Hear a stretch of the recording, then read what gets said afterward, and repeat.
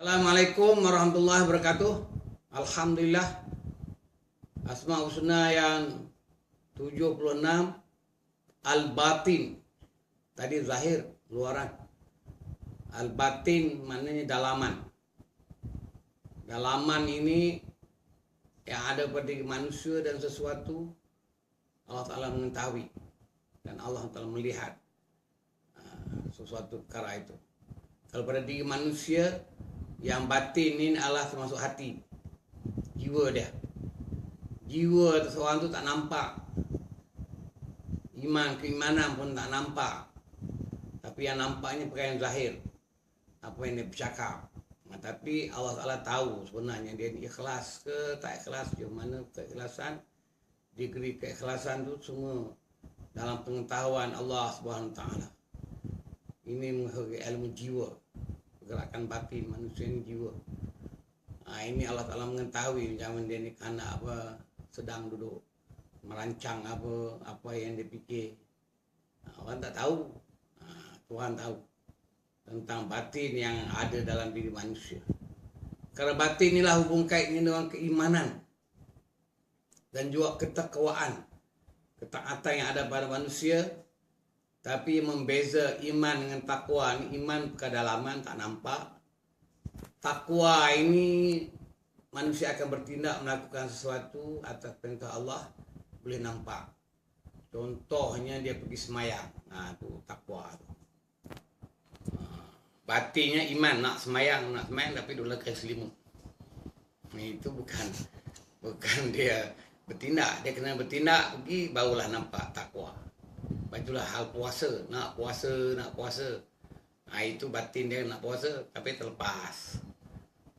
Orang nak puasa betul lah, maknanya dia itulah. Zahirnya pun puasa. Begitulah zakat, memberi harta.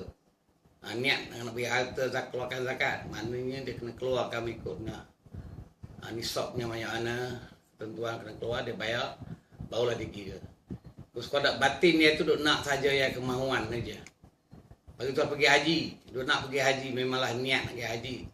Tapi cara zahirnya kena dapat pergi ke tabung haji, boleh nampak giliran dia yang ke berapa, tahu yang ke berapa. Dan sampai masanya dia pun berangkat pergi. Itu perkara zahir. Batinnya dia telah bertindak. Sebab itulah perkara yang batin ini juga termasuk ilmu pengetahuan yang ada pada manusia itu. Seorang yang sifatnya alim, jahilkan dia, alimkan dia, itu perkara batin. Alim seorang tu tak nampak, yang duduk dalam dada dia, dalam pemikiran dia. Yang nampaknya boleh dia keluar bercakap. Sama dia tu alim ataupun jahil dalam satu benda tu. Yang ini jahil, tak tahu, cakap tak pandai. Ada juga. Ada orang tu tawaduk, tak mengaku pandai, tapi keluar memang beridea, bernas. Memanglah ada kualiti, nilai pemikiran dia tu, boleh lihat, boleh nampak. Jadi Allah Subhanahu Wa Ta'ala mengetahui tentang ilmu seseorang yang ada dalam dada seorang manusia tu. Di mana kealiman, ketinggian ilmu tu.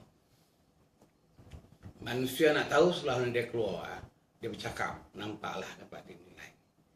Sedangkan batin itu adalah ketentuan daripada Allah Subhanahu Wa Ta'ala dan juga usaha dia sendiri mendapat ilmu.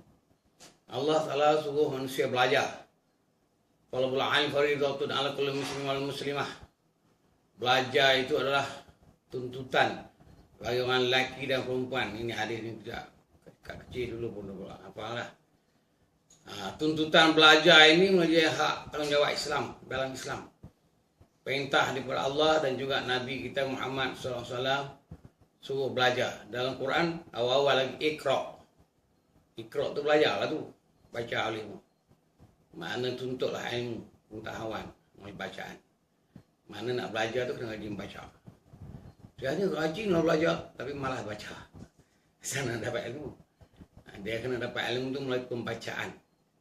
Selain daripada pembacaan, pemerhatian dan juga penyelidikan, buat kajian, itu peringkat tinggi lah tu, buat penyelidikan research, peringkat BA, MA, PhD, sebenarnya research itu bergantung sejauh mana ruang lingkup kajian pendidikan. Daripada itu hasilnya akan memperoleh ilmu pengetahuan yang ada pada soalan itu, maklumat-maklumat yang tertentu hasil daripada penyelidikannya. Itu dia mendapat ilmu. Ilmu itu dah ada ilmu batin, dan juga dia boleh bercakap untuk menjelaskan sesuatu selama dia ada ilmu. Itu perkara yang batin ada hubungan dengan yang zahir. Perkara yang zahir juga ada kait dengan perkara yang batin. Jadi perkara yang zahir dan yang batin ini merupakan ketentuan ilmu dari Allah Subhanahu Wa Taala yang sedia beri kepada manusia. Tapi manusia itu mestilah berusaha. Allah yang mengilhamkan pada manusia. Fa alhamaha fujuraha wa taqwaha. Allah mengilhamkan dalam jiwa manusia itu jiwa yang fujur. Jadi fujur ini benar yang tak baik, dia suka. Benar yang tak baik. Dan Allah ilham juga manusia itu jiwa yang takwa. Mana buat benda yang baik. Jadi manusia lah yang bertindak untuk buat yang fujur ke yang takwa. Tuhan dah cerita ada belakang. Inilah peranan tanggungjawab manusia untuk memilih perkara yang takwa. Siapa yang milih pada takwa, Tuhan kata, kemenanganlah orang yang membuatkan perkara yang amalan takwa. Dan siapa milih perkara yang fujur, yang tak baik itu, kecelakaanlah pada dirinya. Jadi Al-Quran ini, memang Allah menceritakan tentang ilmu pengetahuan, berbagai bidang ilmu, termasuklah bidang ilmu psikologi, mengenai hal jiwa.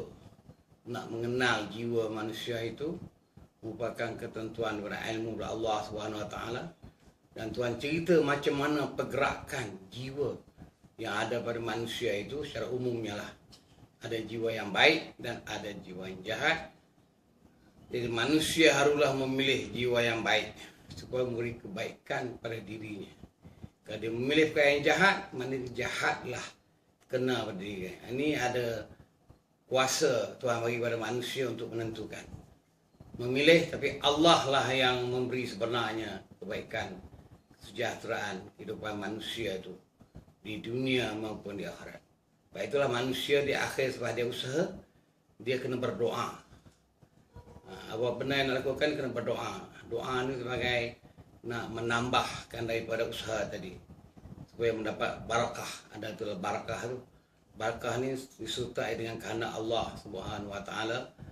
Amalan yang dilakukan oleh manusia tentang perkara yang batin maupun perkara yang zahir. Wabillahi taufiq wal hidayah. Assalamualaikum warahmatullahi wabarakatuh.